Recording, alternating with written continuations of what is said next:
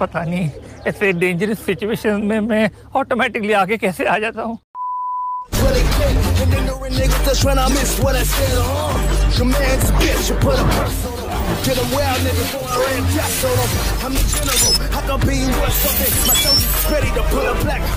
Eternals movie was good और bad, it's completely up to fans choice. क्योंकि being a Marvel fan, movie से कुछ expectations जो किसी भी मार्वल फैन की होती हैं, उसके अकॉर्डिंग तो इस मूवी की पेस काफी ज्यादा फास्ट थी। और मेन कैरेक्टर्स होने के बावजूद हर कैरेक्टर का प्रॉपर कैरेक्टर डेवलपमेंट इस स्टोरी में नहीं हो पाया। It might seem harsh but it's true.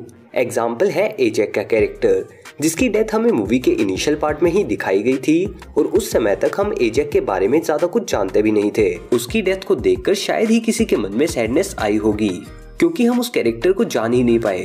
तो वो जिया या मरा, उस चीज का कुछ खास फर्क नहीं पड़ा किसी को। और ये तो बस एक एग्जाम्पल था। इसके अलावा भी इटर्नल्स मूवी के बारे में कुछ पॉइंट्स हैं जो मैं एक सेपरेट वीडियो में आपके साथ शेयर कर सकता हूँ। बट इंस्पाइट दैट, इक्रिस और सर्सी जैसे कैरेक्टर्स की स्टोरी का डेवलपमेंट काफी अच्छे से किया गया। And Ikaris being the power house of the team, basically Eternals का माइटोकॉन्ड्रिया था Ikaris. And as per the director of this movie, Ikaris के कैरेक्टर की मूवी एडेप्टेशन के अंदर जैक स्नाइडर के मैन ऑफ स्टील यानी कि सुपरमैन से भी इंस्पिरेशन ली गई थी, which helped in shaping this character in the movie. वैसे टॉपिक से हटके एक चीज फ्रैंकली बताता हूँ, अगर इटर्नल्स को सेलेस्टियल्स ने बनाया था डेविएंट्स को हराने के लिए, तो सबको सारी पावर्स क्यों नहीं दे दी? क्योंकि जैसा कि हमने इस मूवी के अंदर देखा कि हर कैरेक्टर के पास पर्टिकुलरली एक ही पावर थी। तो अगर इससे रिलेटेड आपके पास भी कुछ जवाब हैं तो कमेंट्स में मेरे साथ जरूर शेयर करना। और मेरे पास भी इससे रिलेटेड एक थ्योरी है, उसे किसी दूसरी वीडियो में डिस्कस करेंगे। बट फॉर नाउ इक्रिस और सुपरमैन की बात करें तो इनके मूवीज एडेप्टेशन के अंदर सिमिलैरिटी आप क्लियरली देख सकते हैं। तो इस वीडियो में आगे हम इनके बीच एक छोटा सा कंपैरिजन देखने वाले हैं और आपके अकॉर्डिंग इनमें जीत किसकी होनी चाहिए, अपना ओपिनियन मेरे साथ नीचे कमेंट्स के अंदर जरूर शेयर करना। इसके अलावा वीडियो में आगे फ्लो ब्रेक ना हो, इसलिए मैं आपको यहीं पर बता देता हूं हमारे इस वीडियो के स्पॉन्सर यानी कि रेड वुल्फ के बारे में, जहां पर आप ना सिर्फ मार्वल बल्कि DC, One Piece, Naruto, Dragon Ball Z, Harry Potter, the Office, Tom and Jerry और भी काफी सारे पॉप कल्चर रिलेटेड प्रोडक्ट्स काफी अच्छी क्वालिटी और बाकी मेन स्ट्रीम वेबसाइट्स के मुकाबले कम प्राइस में परचेज कर सकते हैं। रिसेंटली मैंने भी काफी सारे प्रोडक्ट्स रेड वुल्फ से मंगाए थे, जहां मैं गधे की तरह 2 बैग ढो रहा था और मेरे हॉस्टल के पास वाली शॉप पर पार्सल आया हुआ था, जिनमें सुपरमैन, इटर्नल्स और हैरी पॉटर के हाउस, ग्रिफिंडोर की जैकेट्स और हुडीज थी। पर्सनली मुझे सुपरमैन वाली ब्लैक हुडी बेस्ट लगी।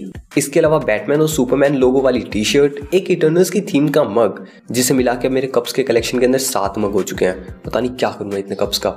इसके अलावा कुछ बैजेस जो कि मैं अपने दोस्तों में बांटने वाला हूँ। बोले तो कम खर्चा फुल चर्चा।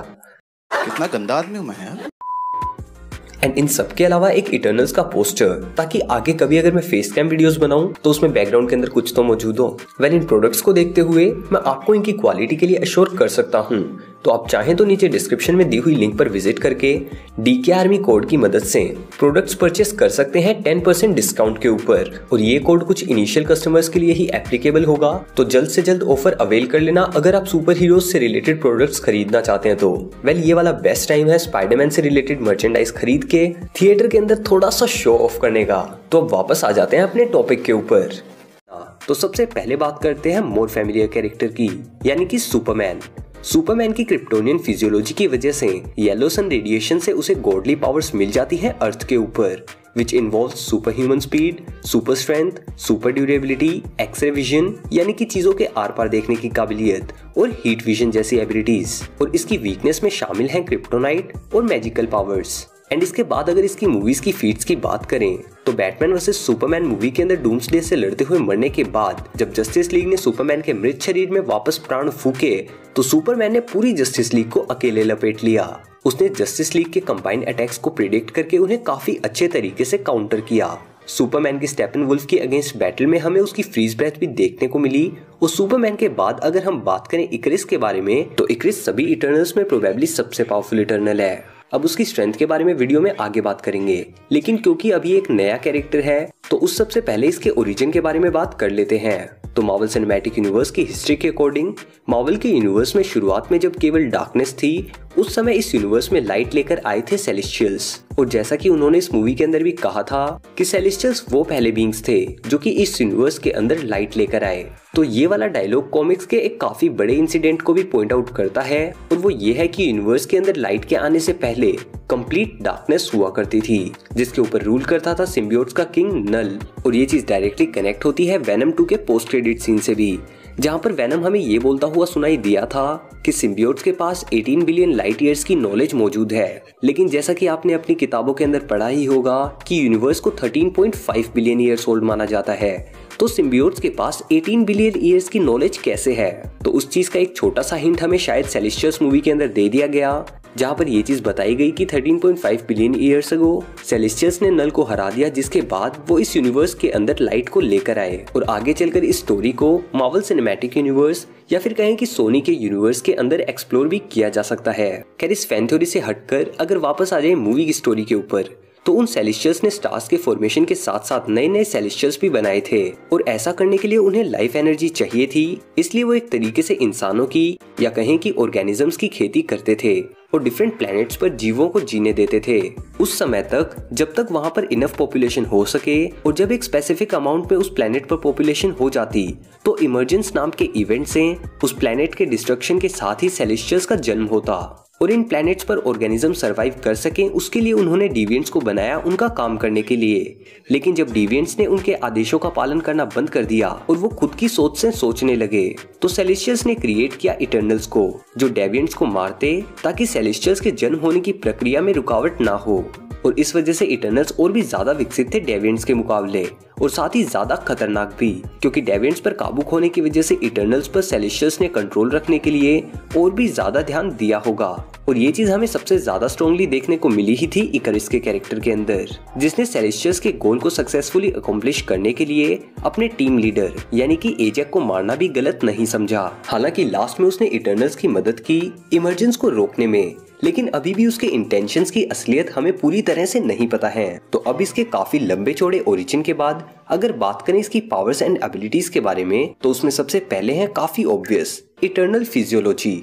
सेलेस्टियल्स के दिए हुए बॉडी डिजाइन की वजह से इकरिस एक इमोर्टल बीइंग है, मतलब वो ओल्ड एज से नहीं मर सकता, क्योंकि जैसा कि हमने बाकी 2 इटर्नल्स को इस मूवी के अंदर मरते हुए देखा, तो हाँ, ये कहना गलत नहीं होगा कि इटर्नल्स को मारा जा सकता है और वो कम्प्लीटली इमोर्टल नहीं है। तो टॉकिंग अबाउट इकरिस, उसके पास है super human strength, super human durability, super speed, agility, stamina, super reflexes and fast healing. और इसके अलावा वो कॉस्मिक एनर्जी को भी कुछ हद तक मैनिपुलेट कर सकता है। और अगर उसकी स्ट्रेंथ के बारे में डिटेल में बात करें, तो इटर्नल्स की पूरी टीम के अंदर इकरिस से ज्यादा स्ट्रेंथ वाला सिर्फ गिलगमेश ही था।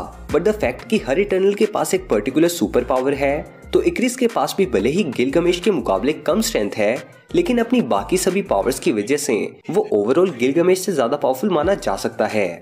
हालांकि स्पीड के मुकाबले में इकरिस को हमने मक्कारी के सामने देखा था, और वहां ये बात काफी क्लियर थी कि इकरिस मक्कारी जितना फास्ट नहीं है, और हाँ, मक्कारी की स्पीड साउंड की स्पीड के नियर है। खैर, इसके अलावा अपनी इटर्नल फिजियोलॉजी की वजह से इकरिस के पास काफी ज्यादा हाई स्टेमिना भी मौजूद है, जहां अपने मस्कुलेचर की वजह से उसकी एफिशिएंसी काफी ज्यादा हाई है, जिसकी बदौलत उसकी मसल्स नेग्लिजिबल अमाउंट में फैटिग टॉक्सिन्स प्रोड्यूस करती हैं, जिसका मतलब ये कि उसकी मसल्स आसानी से नहीं थक सकती, जिस वजह से वो अपनी मैक्सिमम कैपेसिटी पर काफी लंबे समय तक बैटल लड़ सकता है। और बाकी मोस्ट इटर्नल्स के कॉन्ट्रास्ट में इकरिस के पास फ्लाइंग एबिलिटीज भी मौजूद हैं, जिसकी मदद से वो ना सिर्फ अर्थ पर बल्कि स्पेस में भी ट्रैवल कर सकता है। और मूवी के अंदर एक पॉइंट मुझे इकरिस की स्पीड को लेकर काफी कॉन्ट्राडिक्टरी लगा, और वो ये कि एक पॉइंट पर तो वो मक्कारी की स्पीड को भी मैच नहीं कर पा रहा था, और वहीं दूसरी ओर इकरिस के लास्ट मोमेंट्स के अंदर वो हमें कुछ सेकंड्स के अंदर ही अर्थ से सन तक पहुंचता हुआ दिखाया गया। तो भले ही उसकी स्पीड यहाँ पर कॉन्ट्राडिक्शन तो क्रिएट कर रही है, लेकिन इकरिस सुपरमैन जितना फास्ट मूव नहीं कर सकता।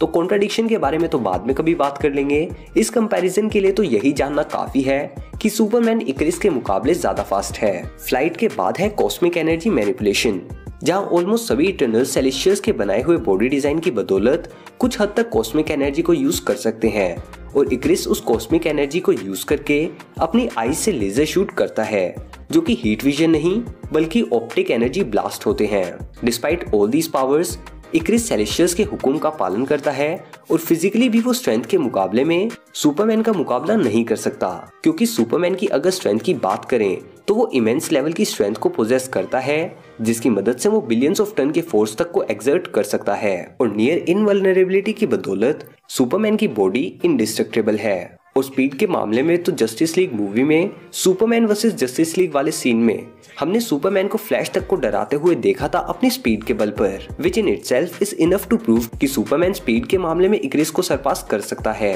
और इस वजह से मेरे अकॉर्डिंग तो इस बैटल में जीत होगी सुपरमैन की।